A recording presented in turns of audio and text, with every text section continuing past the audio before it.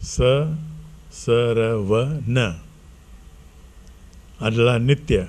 Nitya berarti eternal, abadi.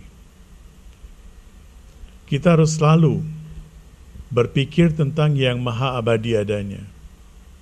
Kita melayani keluarga, melayani semuanya, melayani profesi kita, atasan kita yang punya tugas sebagai apa, dia melayani, yang punya tugas sebagai apa, dia melayani sesuai dengan tugasnya.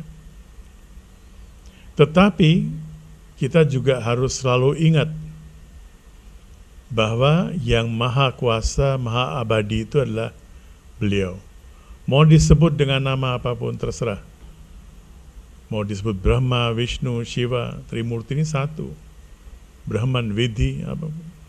Tidak menjadi masalah. Jangan mempersoalkan nama. Seseorang di sini disebut oleh anaknya Bapak, disebut oleh istrinya sayang, disebut oleh bapaknya anak, disebut oleh saudaranya kakak atau adik. Orangnya sama, satu.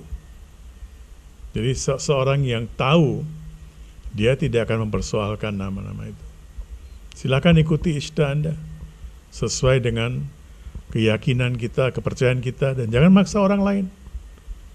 Kamu juga harus percaya seperti ini, tidak, jangan. Itu bukan Sanatana Dharma, itu bukan Hindu. Jangan memaksa orang. Sarvana Bhava. Kalau kita sudah mengatasi semuanya itu, kita akan bebas dari Bhava Sagar, dari samsara ini. Kita akan mencapai moksha. Tetapi sebelum itu, bhava juga berarti berarti bahagia, fortune. Dalam bahasa Cina, hoki. Kita mendapatkan berkah, nasib yang baik. Kita mendapatkan berkah, tidak kekurangan sesuatu. Banyak di antara kita yang mungkin karma kita di masa lalu jelek sekali. Tapi dengan berkah beliau akan ada keringanan. Yang selalu guru saya mengatakan, misalnya karma kita harus jalan selama berapa kilometer di bawah terik matahari. Itu nggak bisa diapa-apakan. Kita harus tetap jalan, tapi berkah dari Tuhan, dari Vidhi, apapun istilah yang kita gunakan bagi Tuhan yang Maha Kuasa, berkah dari Tuhan seperti payung, sehingga kita tetap jalan, tapi kita diberikan payung. Terik matahari itu tidak mempengaruhi kita. Kita bisa tetap menjalankan tugas kita. Bahagia, vinay, walaupun sudah mendapatkan keringanan dari Tuhan, sudah mendapatkan bahagia, sudah mendapatkan fortune, sudah mendapatkan berkah, anugerah dari Tuhan, selalu vinay, selalu rendah hati. Vimal, Vinay, dari wa. Jadi ada berapa hal tadi ya? Pertama, apa? Satya. Terus? Ya? Roga niwaran ya. Roga niwaran berarti, kalau roga berarti penyakit. Roga niwaran berarti membebaskan dari roga. Terus? Vairagya. Ya. Terus? Nitya. Ya, bahagia dan vinay ya. Walaupun kita sudah mendapatkan berkah, anugerah, kita harus tetap rendah hati. Nah, ini adalah pesan terakhir yang kalian semua di Singaraja mendapatkan pesan ini hari ini.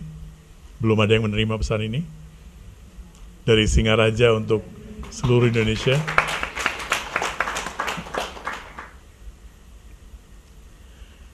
Kita kalau berpegang teguh pada semua prinsip-prinsip tadi itu, maka beliau berkenan untuk kembali pada wujud beliau sebagai Shiva, bukan sebagai Rudra lagi. Jadi ini merupakan tugas kita semua, apalagi di Singaraja. Kalian yang mendengarkan pesan ini untuk pertama kali, mulai mempraktekkan dan menyebarkan. Menyebarkan bukan menyebarkan saya atau menyebarkan apa, menyebarkan lewat perilaku kita masing-masing. Bukan untuk mempromosikan center ini juga Orang datang ke sini kita layani kok, tapi tidak perlu mempromosikan seperti apa. Promosikan pelayanannya. Tadi saya lagi bicara-bicara sama Ketut dan Jesse. Saya ulangi lagi, penting sekali untuk punya PAUD di sini. Anak-anak kecil dari kecil harus diberikan pendidikan yang baik sesuai dengan nilai-nilai luhur yang kita warisi.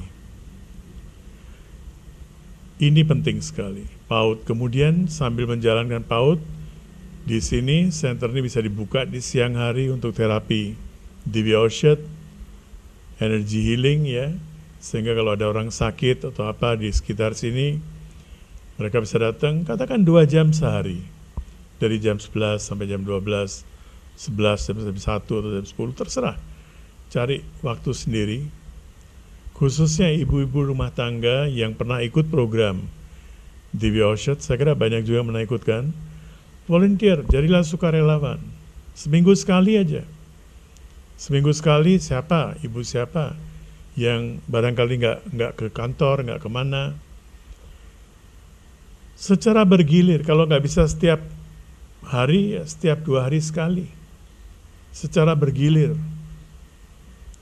Taruh kotak di sini, orang mau bayar silakan, nggak mau bayar juga silakan. Silakan. Dan jangan mempermalukan orang, kotaknya agak di pinggir begitu. Sehingga dia mau masukin 100 rupiah atau mau masukin 100 ribu atau masukin berapa saja. Kita juga nggak perlu tahu.